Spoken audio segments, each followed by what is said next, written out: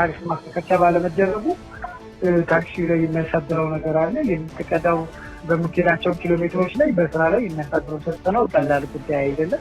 ስለዚህ ታሳቢ በማድረግ መንግስት እንጠብቃለን ወይ ዛሬ እንጠብቃለን። አቆራርጦ መጫኑ ከመስመሩ ጾቶ መስራት አሁን ደህና ተስተካክሎልን ነበረ።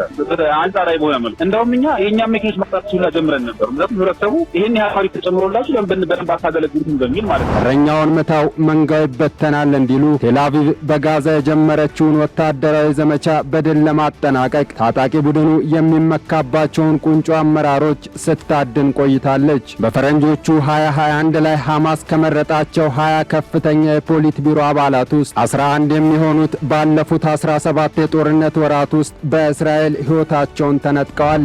የሩሲያ የጦር አውሮፕላኖች የዩክሬንን ዋና ከተማ ኪየቭ ሲደበድቡ ማደራቸው ተሰምቷል። የኪየቭ ባለስልጣናት እንዳስታወቁት ዛሬ ማለዳ በተደረገው ድብደባ በከተማዋ የሚገኙ መኖሪያ ቤቶች ወደ ፍርስራሽነት ተቀይረዋል። የአየር ድብደባው ለሶስተኛ ተከታታይ ቀን የተደረገ እንደሆነም ባለስልጣናቱ ገልጸዋል። ሕግ አውጪው ያክስትን ወይም ያጎት ልጅ ማግባት የተመለከተውን ሕግ መክሮ ዘክሮ በነጋሪት ጋዜጣ እንዲታተም ያደርገውን ሕግ ትክክል አይደለም፣ የማህበረሰቡን ባህልና ወግ አይወክልም ለማለት ፈራ ተባ ማለት አስፈላጊ አይደለም። ይልቁንም የሚመለከተው አካል የባህልና የወግ ባለቤት የሆነ ሕዝብ እንዲያውቀው በማድረግና ለምን ብሎ እንዲጠይቅ ማስቻል የሚዲያ ስራ ነው። ጤና ይስጥልን የተወደዳችሁ ተመልካቾቻችን፣ ከሀገሬ ቴሌቪዥን ዕለታዊ ዜናዎችን የምናቀርብበት ሰዓት ላይ ተገኝተናል። ዜናዎችን እያቀረብኩ ሱባለው ጋሻው አብሬያችሁ ቆይታ አደርጋለሁ። እስከ ዜናችን ፍጻሜ ድረስ አብራችሁን እንድትቆዩ አክብሮታዊ ግብዣችን ነው። ቀዳሚ ወደምናደርገው ዜና እናልፋለን። ከትላንት መጋቢት 14 ቀን 2017 ዓ.ም ምሽት 12 ሰዓት ጀምሮ በነዳጅ ምርቶች የችርቻሮ መሸጫ ዋጋ ላይ ጭማሪ መደረጉን የንግድና ቀጠናዊ ትስስር ሚኒስቴር አስታውቋል። መንግስት አሁንም ለምርቱ ድጎማ እያደረገ መሆኑ የሚታወቅ ቢሆንም በታለመለት የድጎማ ስርዓት እንዲመራ በተቀመጠው አቅጣጫ መሰረት የሚደረገው የዋጋ ጭማሪ የሚያመጣው ኢኮኖሚያዊ ተጽዕኖ አይቀሬ ስለመሆኑ ሀገሬ ቴሌቪዥን ያነጋገራቸው የታክሲ ባለንብረቶች ማህበራትና የምጣኔ ሀብት ባለሙያ ገልጸዋል። ሙሴ ከበደ ተጨማሪውን አዘጋጅቷል። የንግድና ቀጠናዊ ትስስር ሚኒስቴር የመጋቢት ወር 2017 ዓ.ም የነዳጅ ምርቶች የችርቻሮ መሸጫ ዋጋን በትላንትናው ዕለት ምሽት ይፋ አድርጓል። በዚህ መሰረት ቤንዚን በ112 ብር ከ67 ሳንቲም እንዲሁም ነጭ ናፍጣና ኪሮሲን ደግሞ በ107 ብር ከ93 ሳንቲም እንዲሸጡ ተወስኗል። የቤንዚን ዋጋ ጭማሪው ከ6 ወራት በፊት በመስከረምና ጥቅምት ወራት ይሸጥ ከነበረበት ዋጋ በ23.6 በመቶ እንዲሁም ነጭ ናፍጣና ኪሮሲን ምርቶች ደግሞ በ19.6 በመቶ ጭማሪ ማሳየታቸውን መረጃዎች ያመላክታሉ። የነዳጅ ዋጋ ጭማሪው በትራንስፖርት አገልግሎት ላይ የሚያሳድረው ተጽዕኖ ይኖራል ያሉን የአዲስ አበባ የታክሲ ማህበራት ሰብሳቢ አቶ አያሌው ስዩም ጭማሪው ባለፉት ጥቂት ቀናት በሰው ሰራሽ እጥረት የተፈጠረውን የትራንስፖርት መስተጓጎል እንዳያባብሰውና በአገልግሎት አሰጣጡ ላይ ይበልጥ አሉታዊ ጫና እንዳያሳድር ከነዳጅ ዋጋ ጭማሪ ጎን ለጎን የታሪፍ ማሻሻያ እንዲደረግም ጠይቀዋል። አሁን በተደጋጋሚ እየሆነ ያለው ነገር ምንድነው? ነዳጁ ሲጨምር ምናልባት በህይወት ተሞክሮ ተምታውቀዋለህ፣ ነዳጅ ከነገ ጀምሮ ይጨምራል። በዛው መሰረት የአውቶቡስ ታሪፍ ይሄን ያልሆናል፣ የእንትን ታሪፍ ይሄን ያልሆናል ተብሎ ይነገር ነበር። የታሪፍ ማስተካከያ ባለመደረጉ ታክሲ ላይ የሚያሳድረው ነገር አለ። የሚተቀዳው በምክራቸው ኪሎ ሜትሮች ላይ በስራ ላይ የሚያሳድረው ተጽዕኖ ቀላል ጉዳይ አይደለም። ስለዚህ ታሳቢ በማድረግ መንግስት እንጠብቃለን ወይ ዛሬ እንጠብቃለን። እሱ ብቻ አይደለም፣ የነዳጅ መጨመር ቀጠናዊ ትስስር ሚኒስቴር መቆጣጠሪያ አፕሊኬሽን አዘጋጅቷል። ልክ ነዳጅ ይጨምራል የሚል መረጃ ከቢሮአቸው ስለሚወጣ 2-3 ቀን ያየነው መከራ ነዳጅ በመጠበቅ ልነግርሃቸው። ስለዚህ ይሄ ሆን ተብሎ የሚደረግ ኢኮኖሚ ላይ የሚደረግ ቅሸባ አሁንም የቆመ ጉዳይ ነው። ነዳጅ ጨምሮም እንኳን ቀርተህ እንዳታገለግ ነዳጁ ሲጨምር ታንከር ውስጥ የተቀመጠው ነገር ይጨምርልናል በሚል እሳቤ አሁን ብዙ ማደያዎች በነዳጅ እያስተናገዱ ነው። በነዳጅ ምርቶች ላይ የተደረገው የዋጋ ጭማሪና እሱን ተከትሎ ይደረጋል ተብሎ የሚጠበቀው የታሪፍ ማሻሻያ በማህበረሰቡ ላይ ኢኮኖሚያዊ ጫና እንደሚፈጠር የሚጠበቅ ነው ያሉት የፀሐይ የታክሲ ባለንብረቶች ማህበር ሰብሳቢ አቶ ደረጀ በየነ በበኩላቸው የአገልግሎት ሰጪውንና ተጠቃሚውን ያማከሉ መፍትሄዎች በመንግስት በኩል መቀመጥ እንዳለባቸው አሳስበዋል።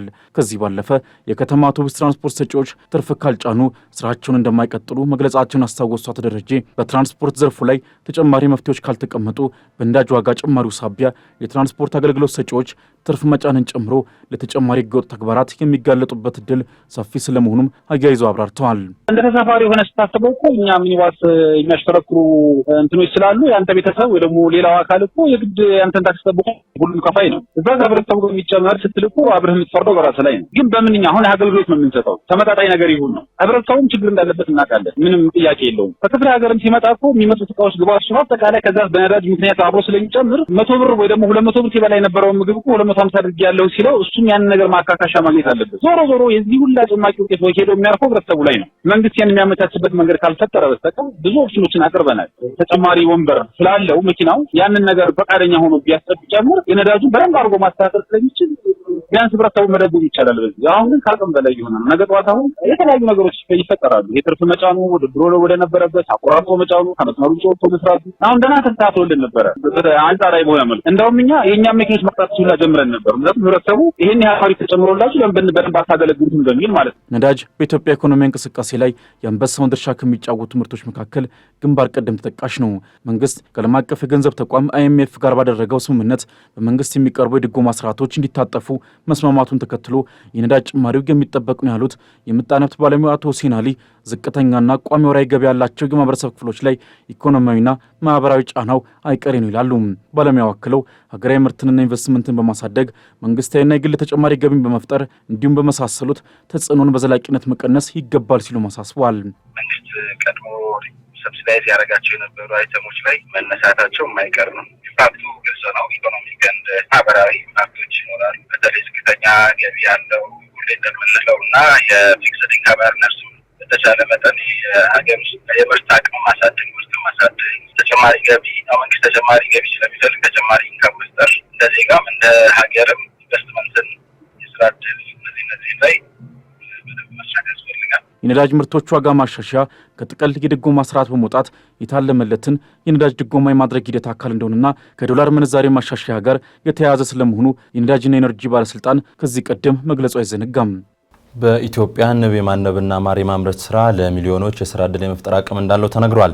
ይሁን እንጂ በስራው ላይ የተሰማሩ ወጣቶች በጸጥታ ችግርና በገበያ ትስስር አለመኖር የተነሳ በሚፈለገው ደረጃ ውጤታማ መሆን እንዳልቻሉ ገልጸዋል። ደምሰው ሽፈራው ተጨማሪውን አዘጋጅቷል። ባለፉት ጥቂት ዓመታት መንግስት በግብርናው ዘርፍ ላይ በትኩረት እየሰራ እንደሚገኝ በተደጋጋሚ ሲነገር ይሰማል።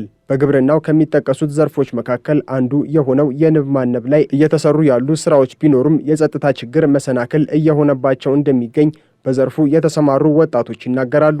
ከጸጥታው ችግር በተጨማሪም በቂ የገበያ ትስስር አለመኖር እንዲሁም የፋይናንስ አቅርቦት ውስንነት እንዳለባቸው ተናግረዋል። ገበያ እኛ ላይ ነጋዴዎች ነው የሚረከቡን። ምክንያቱም እኛ ባቀረብነው ልክ ውጤታማ ነን ብለን አንገምትም። ምክንያቱም ነጋዴዎች ይረከቡናል፣ በዝቅተኛ ዋጋ ነው የሚረከቡን። ያ ፕሮጀክት በመኖሩ በራሱ አንደኛ ወጣቶችን ስልጠና ሰጥቶልናል፣ ሁለተኛ ደግሞ ለንብ አስፈላጊ ቁሳቁሶችን ያቀረበልን ነበርና እነዛ ወጣቶች ስልጠናውን ከወሰዱ በኋላ የተሻለ ስራ መስራት ችለዋል። ይሄ እንደ ትልቅ ነገር ነው እኛ የምንቆጥረው። ተጽዕኖ ግን ምንድነው? አሁን ትንሽ ከሴኩሪቲ ጋር ተያይዞ ችግሮች አሉ። ሰላም ባለመሆኑ ያው ተፋሰስ ላይ ለመስራት እንቸገራለን። እሱ ትንሽ ቻሌንጅ ነው። የንብ ማነብ ዘርፍ በአገር አቀፍ ደረጃ ከ7 እስከ 10 ሚሊዮን ለሚሆኑ ወጣቶች የስራ ዕድል የመፍጠር አቅም እንዳለው የተገለጸ ሲሆን አሁን በዘርፉ ተሰማርተው ያሉ ዜጎች ቁጥር ግን 2 ሚሊዮን አካባቢ እንደሚሆን ተነግሯል። ለዚህም ምክንያት ናቸው ተብለው ከሚጠቀሱት መካከል የግንዛቤ ውስንነትና በሚመለከታቸው አካላት ተገቢውን ትኩረት አለማግኘቱ ዋናዎቹ ናቸው ተብሏል። የቢኪፒንግ ጥሩ ነገሩ ምንድነው? ሁሌ ፕራይሱ እየጨመረ ነው። በጣም ተፈላጊ ነው። ማር የሀገሪቷ ውስጥ ያለው ዲማንድ በጣም ብዙ ከመሆኑ የተነሳ ብዙ ገቢ ያስገኛል። ስለዚህ ትንሽ ካመረክ ብዙ ገቢ ታገኛለህ። ስለዚህ እስከ 7 ሚሊዮን እስከ 10 ሚሊዮን ሊሄድ ይችላል። እንግዲህ እስከ 7 ሚሊዮን የስራ ዕድል ሊፈጥር ይችላል። በጣም ዲሰንት የሚባል ጆብ ነው። ዲግኒፋይድ የሆነ ሁሉም ሰው ሊሰራው የሚችል ክብር ያለው ስራ ነው። ሴቶቹም ወንዶቹም ሊሰሩት የሚችሉት ስራ ነው። በገቢ ደረጃም ቤተሰብ ሊያስተዳድር ራሱን ችሎ ሊያስተዳድር የሚችል ነው። የግብርና ሚኒስቴር በኢትዮጵያ ውስጥ የሚመረተውን የማር ምርት በማሳደግ በያዝነው ዓመትም አጠቃላይ ከ260 ሺህ ቶን በላይ ማር ለማምረት ማቀዱን ገልጿል። የጸጥታ ችግሮች እንዳሉ ሆነው በዘርፉ የተሰማሩ አምራቾች የገበያ ትስስር እንዲፈጠርላቸው እየተሰራ ነው ተብሏል። ቀደም ሲል ኢትዮጵያን አየር መንገድ ማር የሚያስገባው ከውጪ ነበረ። በአሁኑ ሰዓት ላይ ግን እሱን ተክተናል። ከውጭ የሚገባውን ምርት ተክተን በሀገራችን ማር እንዲጠቀሙ አድርገናል። ስለዚህ ከውጭ ወደ ሀገር ውስጥ የሚገባውን ምርት በማስቀረት በሀገር ምርት መተካት ጀመርንበት ሁኔታ ነው ያለው ማለት ነው። ከዚህ ባሻገር እንግዲህ ኤክስፖርታችንን ማሳደግ ነው። ኤክስፖርት ስናሳድግ አጠቃላይ ሀገራዊ ኢኮኖሚ ላይ ትልቅ ለውጦችን ትልቅ ድጋፍ እንደሚያደርግ ታሳቢ በማድረግ እየሰራን ያለ ነው። ይህን መሰረት ባደረገ በዚህ በጀት ዓመት አጠቃላይ የማር ምርታችንን 296 ሺህ ቶን ለማምረት እየሰራን ያለ ነው። ኢንተርናሽናል ሴንተር ኦፍ ኢንሴክት ፊዚዮሎጂ ኤንድ ኢኮሎጂ ከማስተር ካርድ ፋውንዴሽን ጋር በመተባበር በተለያዩ የአገራችን ክፍል የማር አምራች ወጣቶች ላይ እያከናወነ ባለው ስራ ላይ ያተኮረ ፓናል ውይይት የተካሄደ ሲሆን የፋይናንስ አቅርቦት ውስንነትና የግንዛቤ እጥረት አሁንም ዘርፉ በሚፈለገው መጠን እንዳያድግ እያደረጉ የሚገኙ ምክንያቶች እንደሆኑ በመድረኩ ላይ ተነስቷል። የእስራኤል ጦር ዳግም ጋዛ ላይ ጦርነት ከጀመረ በኋላ ትኩረቱን የሐማስ አመራሮች ላይ ማድረጉ እየተነገረ ይገኛል። ባለፉት 7 ቀናት ውስጥ ብቻ ከ10 በላይ ታጣቂ ቡድኑ አመራሮች በእስራኤል ጦር ኢላማ ተደርገዋል። በካን ዩኒስ በሚገኘው ናስር ሆቴል ላይ በተፈጸመው የአየር ጥቃት የሐማስ የፋይናንስ ጉዳዮች ኃላፊ የሆነው ግለሰብ መገደሉ ተገልጿል። በላይሁን ፍስሐ እስራኤል የሐማሱን ከፍተኛ አመራር መግደሏን አስታወቀች። እስራኤል በጋዛ ዳግም በጀመረችው ወታደራዊ ዘመቻ የሐማስን አመራሮች አነጣጥራ ማደኗን ቀጥላለች። የታጣቂ ቡድኑ የፋይናንስ ጉዳዮች ኃላፊ ሆነው እስማኤል ባርሁም ደግሞ የእስራኤልን የሞት በትር ያስተናገደ ሆኗል። በፈረንጆቹ መጋቢት 18 ጋዛ ላይ የሚደረገውን ወታደራዊ ዘመቻ ዳግም የጀመረው የእስራኤል ጦር ልክ ከተኩስ አቁሙ በፊት ሲያደርገው እንደነበረው ሁሉ ወደ ቤሩት ተሻግሮ የሂዝቦላህ አመራሮች ላይ እንዳነጣጠረው ሁሉ አሁንም በጋዛ የሐማስን ከፍተኛ አመራሮች ማደል ላይ ያተኩሯል። የጠቅላይ ሚኒስትር ቤንያሚን ኔታንያሁ መንግስት ውሳኔ አሳልፎ የእስራኤል ጦር ዳግም ወደ ጋዛ በገባበት ያለፈው 1 ሳምንት ብቻ ከ10 በላይ የሐማስ አመራሮች ተገድለዋል። የሐማስ የፖለቲካ ቢሮ አባላት የሆኑትን ኡባይዳህ አልጃማሲ፣ ሳላህ አልባርዳዊልና ኢሳም አልዳሊስን እንዲሁም የጋዛ ውስጣዊ መሪ ሜጀር ጀነራል መሐሙድ አቡ ዋትፋህና የጋዛ ውስጣዊ የደህንነት ዳይሬክተር ጀነራል የሆነው ባህጃት አቡ ሱልጣንን በእስራኤል የአየር ጥቃት ስለመገደላቸው አረቲና አልጀዚራ ዘግበዋል። ከቀናት በፊት በእስራኤል ጥቃት ቆስሎ የነበረውና በካን ዩኒስ በሚገኘው ናስር ሆስፒታል የሕክምና እርዳታ እየተደረገለት የነበረው እስማኤል ባርሁም ሆስፒታሉ ላይ በተፈጸመው ጥቃት ሳቢያ የቀድሞዎቹን የሐማስ አመራሮች ዕጣ ፈንታ ከእስራኤል ተቀብሏል።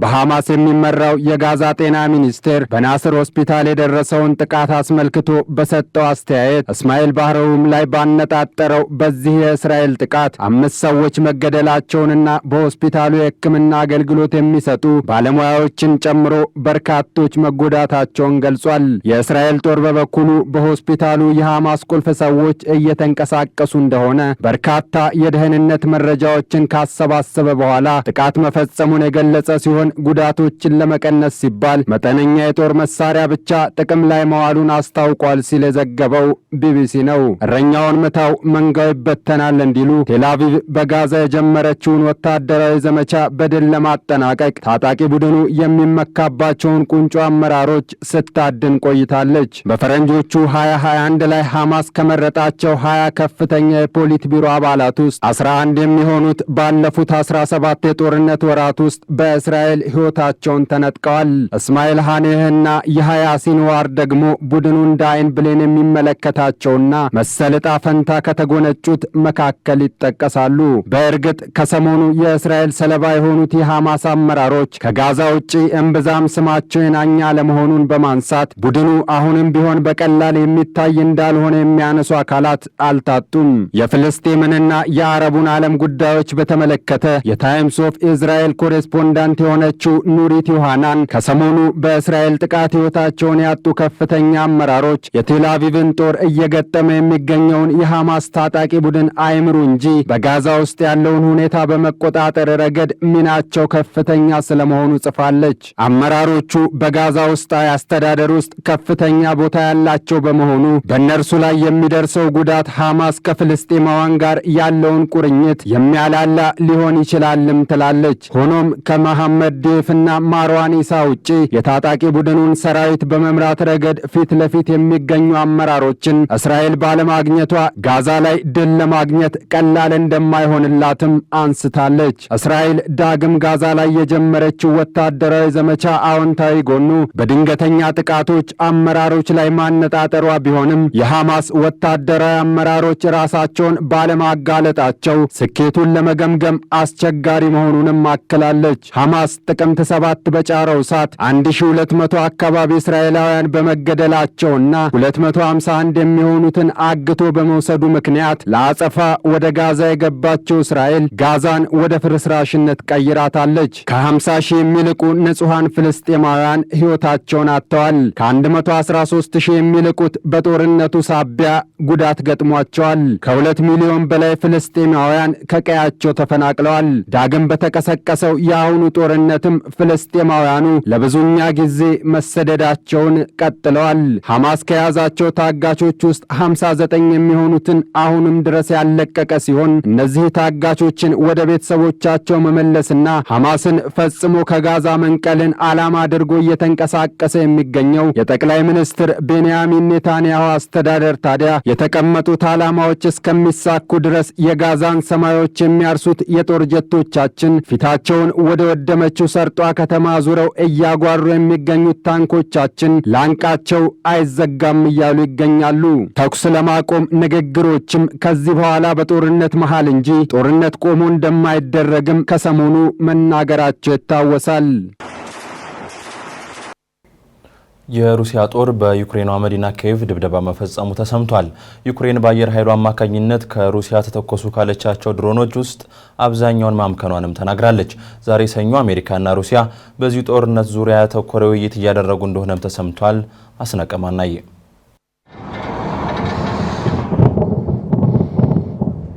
የሩሲያ የጦር አውሮፕላኖች የዩክሬንን ዋና ከተማ ኪየቭ ሲደበድቡ ማደራቸው ተሰምቷል። የኪየቭ ባለሥልጣናት እንዳስታወቁት ዛሬ ማለዳ በተደረገው ድብደባ በከተማዋ የሚገኙ መኖሪያ ቤቶች ወደ ፍርስራሽነት ተቀይረዋል። የአየር ድብደባው ለሶስተኛ ተከታታይ ቀን የተደረገ እንደሆነም ባለሥልጣናቱ ገልጸዋል። አልጀዚራ የዩክሬን የአየር ኃይል ዋቢ አድርጎ እንደዘገበው ከሩሲያ ከተላኩት 147 ድሮኖች ውስጥ 97 የሚሆኑትን ማክሸፍ ችሏል።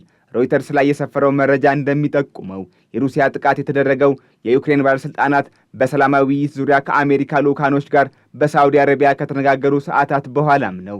አሜሪካ ግፊት እያደረገችበት ያለው ተኩስ አቁም መፍትሄው ምናልባት እስከ መጪው ወር አጋማሽ ድረስ ከስምምነት ይደረስበታል ቢባልም ሩሲያ አሁንም ጥቃቷን አላቆመችም። የዩክሬንና የአሜሪካ ልዑካን በውይይታቸው ሩሲያ የዩክሬን የኃይል መሠረተ ልማት ማዕከል ያደረገ ጥቃት እንድታቆም ሲሉም ተወያይተዋል። የሩሲያ ድሮኖች፣ ጀቶችና ቦምቦች ከ60 በመቶ በላይ የዩክሬን የኃይል መሠረተ ልማቶችን ኢላማ ያደረጉ ሲሆን 50 በመቶ ያህሉ ከጥቅም ውጭ መሆናቸውን በታይም መጽሔት ላይ የሰፈረው ዳሰሳ ያሳያል።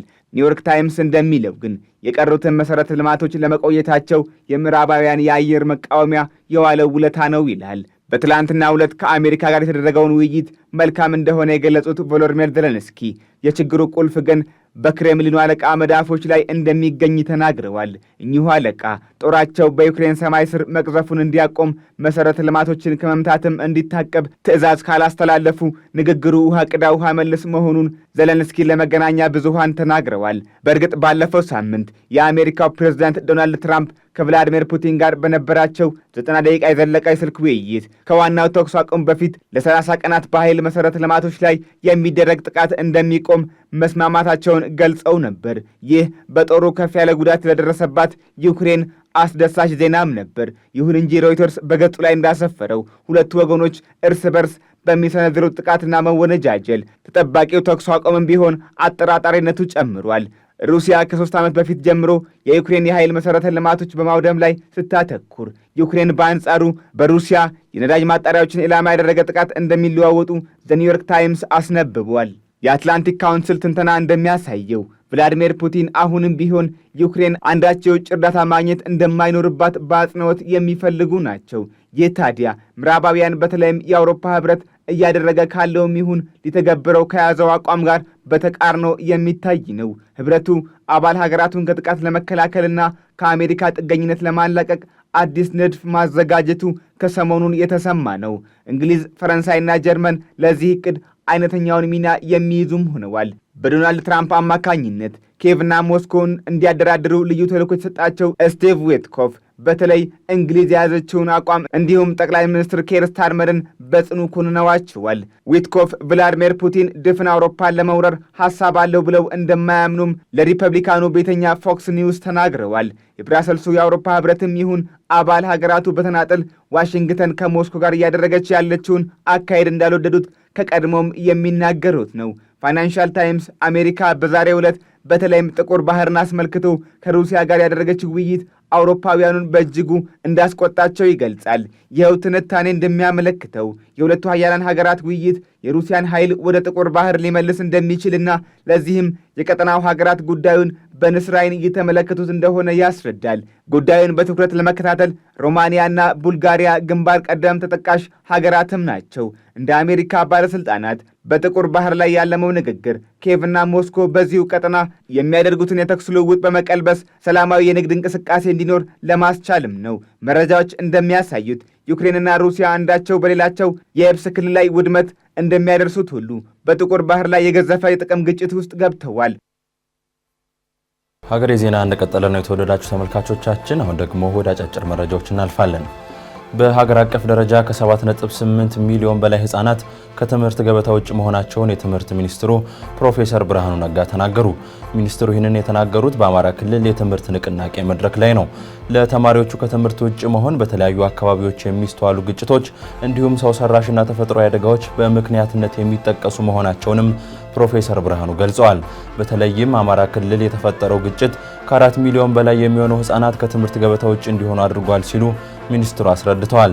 ትምህርት መሰረታዊ የህጻናት መብት ነው ሲሉ ያከሉት ሚኒስትሩ በአንዳንድ የሀገሪቱ አካባቢዎች ያለው ግጭት ትውልዱ ከነገ ዕድሉ ጋር የሚገናኝበትን ተስፋ እያጨለመው እንደሆነ መናገራቸውን ከአማራ ክልል ትምህርት ቢሮ ያገኘነው መረጃ ያመለክታል።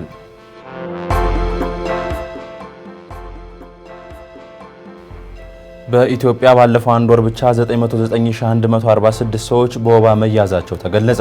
ከጥር 24 እስከ የካቲት 21 ቀን 2017 ዓ.ም ድረስ ባለው ጊዜ ውስጥ 34 ሰዎች በወባ ተይዘው ህይወታቸው እንዳለፈም የሄልዝ ክላስተር ሪፖርት አመላክቷል።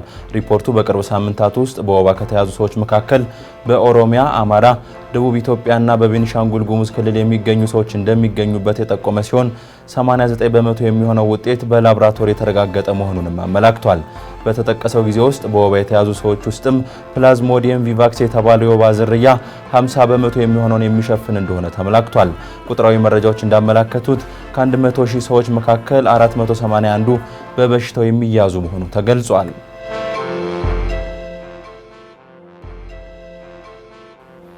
የማይጨው ችፑድ ፋብሪካ ባጋጠመው የእሳት አደጋ የ3 ሰዎች ህይወት ማለፉ ተሰማ። በፋብሪካው ውስጥ የሚገኝ የነዳጅ ታንከር የእሳት አደጋው መነሻ መሆኑም ተሰምቷል። ታንከሩ በጥገና ላይ ያለ አደጋው ማጋጠሙን የዘገበው ትግራይ ቴሌቪዥን በአደጋው የተነሳ የ3 ሰዎች ህይወት ማለፉንና 6 ሰዎች ደግሞ ቀላልና ከባድ ጉዳት ማስተናገዳቸውን አረጋግጫለሁ ብሏል። ተከስቶ የነበረው የእሳት አደጋ እንዳይዛመት የአደጋ ጊዜ ሰራተኞችና የከተማዋ ነዋሪዎች ርብርብ ማድረጋቸውም ተሰምቷል። በሰዎች ላይ ከደረሰው ጉዳት ባለፈ በንብረት ላይ ያጋጠመውን ጉዳት አስመልክቶ ግን ይፋ የተደረገ መረጃ የለም።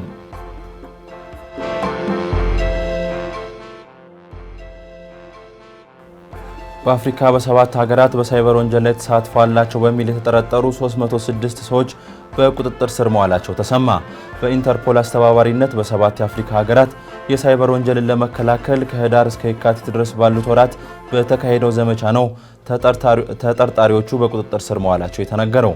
በናይጄሪያ 130፣ በሩዋንዳ 45፣ በደቡብ አፍሪካ 40 እንዲሁም በዛምቢያ 14 ተጠርጣሪዎች በቁጥጥር ስር መዋላቸው ሲነገር ቀሪዎቹ ተጠርጣሪዎች ደግሞ በቤኒን፣ ኮት ዲቯርና ቶጎ ሲንቀሳቀሱ የነበሩ መሆናቸው ተሰምቷል።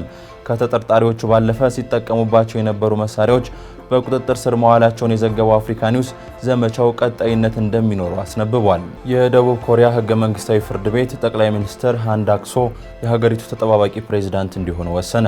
ጠቅላይ ሚኒስትሩ የቀድሞ የሀገሪቱ ፕሬዝዳንት ዩን ሱክ የል ሀገሪቱ በወታደራዊ ስርዓት እንድትመራ ካደረጉ በኋላ ከስልጣን መነሳታቸውን ተከትሎ የሀገሪቱ ተጠባባቂ ፕሬዝዳንት ሆነው ሲያገለግሉ ነበር።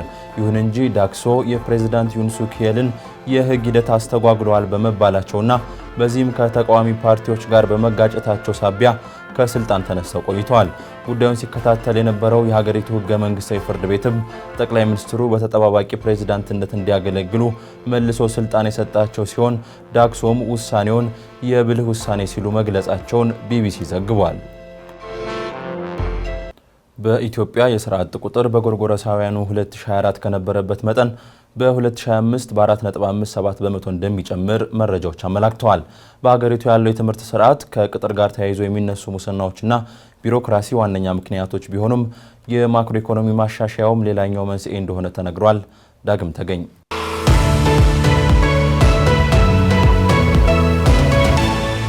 በኢትዮጵያ የስራ አጥ ቁጥር እየጨመረ በመምጣቱ ሀገሪቱ ከፍተኛ የኢኮኖሚ ፈተናዎች ከፊቷ እንደተደቀነባት ከዚህ ቀደም ሲነገር ቆይቷል። ሆኖም በጎርጎሮሲያኑ 2025 ደግሞ የበለጠ ፈተናዎች ሊጋረጡባት እንደሚችሉ መረጃዎች ያሳያሉ። በ2024 ከነበረው 2.23 ሚሊዮን የስራ አጦች ቁጥር በ2025 ወደ 2.95 ሚሊዮን ሊደርስ እንደሚችል ስታቲስታ የተባለ የስታቲስቲክስ መረጃዎችን የሚያወጣ ተቋም ገልጿል። ይህም በኢትዮጵያ የስራ አጥነት ቀውስ መባባሱን የሚያመለክት ሲሆን ጥልቅ የሆነ ማክሮ ኢኮኖሚ መሻሻሎች እንደሚያስፈልግም የሚያሳይ ነው። በኢትዮጵያ ከ2020 ጀምሮ የስራ አጥነት እድገትን ተከትሎ በ24 ጉልህ የሆነ ጭማሪና በ25 ከፍተኛ የሆነ ማሻቀብ ይጠበቃል። በ2024 የስራ አጥነት መጠን 3.43 በመቶ የነበረ ሲሆን ይህም 2.23 ሚሊዮን ሰዎች ከስራ ውጭ ሆነዋል ማለት ነው። እንደ አውሮፓውያኑ አቆጣጠር በ2025 ደግሞ ይህ አሃዝ ወደ 4.57 በመቶ ይደርሳል ተብሎም ይገመታል። ይህም በሀገሪቱ እየተባባሰ የመጣውን ኢኮኖሚያዊ ጫና የሚያባብስ ነው። በኢትዮጵያ የሚገኙ ስራ አጥ ሴቶች ቁጥር ከወንዶቹ እንደሚያይል መረጃዎች የሚያመለክቱ ሲሆን ይህም በማህበረሰቡ ባህል ምክንያት እንደሆነም ተገልጿል። በማህበረሰቡ ውስጥ ያለው የስራ ባህል በወንዶች ላይ የተመሰረተ በመሆኑ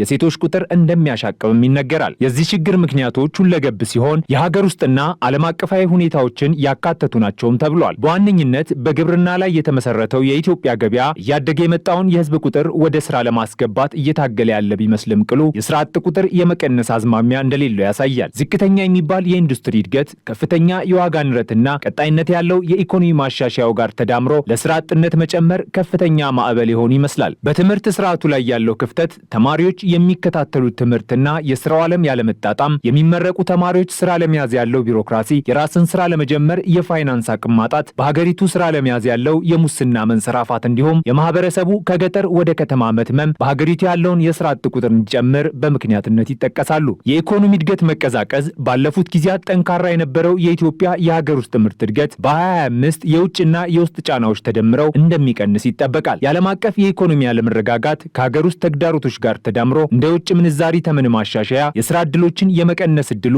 ሰፊ እንደሆነም የሚወጡ መረጃዎች ያመላክታሉ። በኢትዮጵያ ያለው የዋጋ ግሽበት በ2025 በ10 በመቶ እንደሚያሻቅብ የተነበየው የስታቲስቲክስ መረጃ ማዕከል ስታቲስታ የዋጋ ግሽበቱ የመግዛት አቅምን በመሸርሸርና የኑሮ ውድነትን እንደሚያባብስም ገልጿል። በዚህም ምክንያት አነስተኛና መካከለኛ ኢንተርፕራይዞች ስራዎችን ለማስቀጠል አስቸጋሪ ሊሆንባቸው ስለሚችል ሰራተኞችን ከስራቸው ሊያባርሩ እንደሚችሉና ይህም ለስራ አጥ ቁጥር መጨመር ምክንያት ሊሆን እንደሚችል ተንብዮአል። መንግስት በፖሊሲ ማሻሻያና ሽግግር ኢኮኖሚውን ነፃ ለማድረግና የውጭ ኢንቨስትመንትን ለመሳብ የታቀዱ የኢኮኖሚ ማሻሻያዎችን ሲያደርግ ቆይቷል። እነዚህ እርምጃዎች ለሀገር እድገት አስፈላጊዎች ቢሆንም ቅሉ ሽግግሩ ለመጀመሪያ ጊዜ በመተግበሩ ሳቢያ በተወሰኑ ዘርፎች ላይ ከስራ መፈናቀልን ጨምሮ የአጭር ጊዜ መስተጓጎል ፈጥሯል ሲልም አክሏል። እንደ ምሳሌ ለማንሳትም የአዲስ አበባ ትራንስፖርት አገልግሎት ከዚህ ቀደም የሪፎርም አካል ነው ሲል 382 ሰራተኞችን መቀነሱና የከሰም ስኳር ፋብሪካ ያባረራቸውን 1135 ሰራተኞችን ማንሳት ይቻላል። በሽግግር አሊያም በተለያዩ ምክንያቶች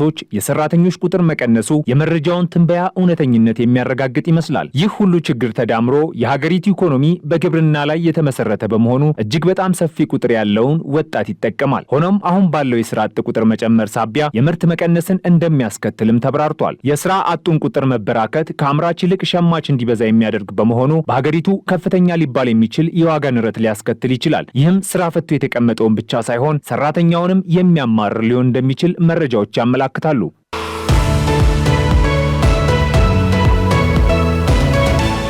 በሀገራችን ለዝምድና ያለን አመለካከት ከሌሎች ሀገራት የተለየ እንደሆነ ይነገራል።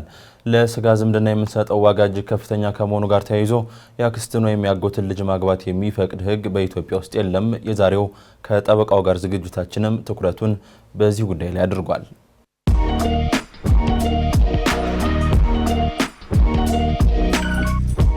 ጤና ይስጥልን። ጠበቃ እንዳርጌ ካሴ ነኝ። ሕግ ሲወጣ ድንጋጌ ሲቀረጽ የማህበረሰቡን ባህልና ወግ ሊያከብር ይገባል። ሕግ አውጪው የአክስትን ወይም ያጎት ልጅ ማግባት የተመለከተውን ሕግ መክሮ ዘክሮ በነጋሪት ጋዜጣ እንዲታተም ያደረገውን ሕግ ትክክል አይደለም፣ የማህበረሰቡን ባህልና ወግ አይወክልም ለማለት ፈራተባ ማለት አስፈላጊ አይደለም። ይልቁንም የሚመለከተው አካል የባህልና የወግ ባለቤት የሆነው ሕዝብ እንዲያውቀው በማድረግና ለምን ብሎ እንዲጠይቅ ማስቻል የሚዲያ ስራ ነው። ለስጋ ዝምድና የምንሰጠው ዋጋ እጅግ ከፍተኛ ከመሆኑ ጋር ተያይዞ የአክስትን ወይም ያጎት ልጅ ማግባት የሚፈቅድ ሕግ አለ የሚለውን ስትሰሙ የመርዶ ያክል ድንጋጤ ይሰማችሁ ይሆናል።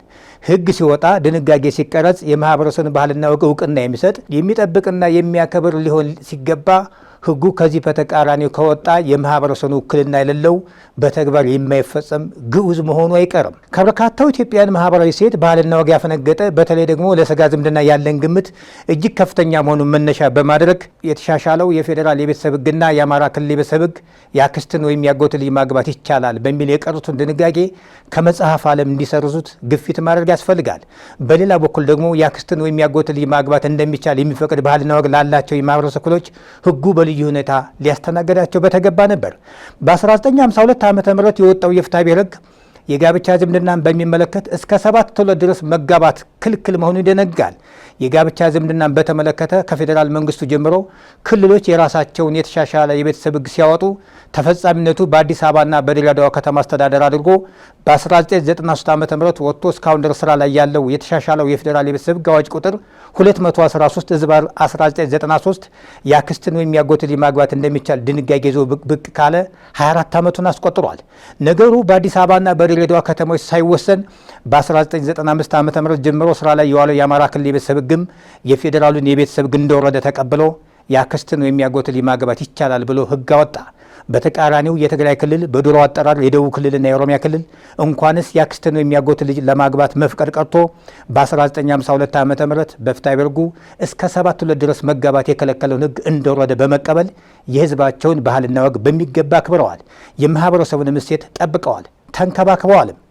በመሆኑም ተፈጻሚነቱ በአዲስ አበባና በሌላዋ ከተማ ያደርገው የተሻሻለው የፌዴራል ቤተሰብ ሕግና የአማራ ክልል የቤተሰብ ሕግ የህዝባቸውን እሴት ባህልና ወግ የሚሽረውን የአክስትን ወይም ያጎት ልጅ ማግባት እንደሚቻል የሚፈቅደውን ሕግ በማሻሻል የትግራይን የደቡብና የኦሮሚያን በጎ አርአያ ሊከተሉ ይገባል። ምናልባትም የአክስትን ወይም ያጎት ልጅ ማግባት እንደ ባህል አድርጎ የሚቆጠረው የማህበረሰብ ክፍል ካለ በሚሻሻለው ሕግ በልዩ ሁኔታ ድንጋጌ በመቅረጽ ማስተናገድ ይቻላል። ጥናቶች እንደሚያመለክቱት እንኳንስ በአክስትና በአጎት ልጅ መካከል የተወለደ ልጅ ሩቅ በሚባል የዝምድና ደረጃ ባላቸው ተጋቢዎች መካከል የሚፈጠሩት ልጆች ጤናማ እንደማይሆኑ ያረጋግጣሉ። በአማራ ክልል የቤተሰብ ሕግ እንዲሁም ተፈጻሚነቱ በአዲስ አበባና በድሬዳዋ ከተማ የሆነው በተሻሻለው የፌዴራል ቤተሰብ ሕግ የአክስትን ወይም ያጎት ልጅ ማግባት እንደሚቻል የተቀረጸው ድንጋጌ ሊሰረዝ የሚገባውና በልዩ ሁኔታ የሚያስተናግድ ድንጋጌ ሊቀረጽ ይገባል። አመሰግናለሁ።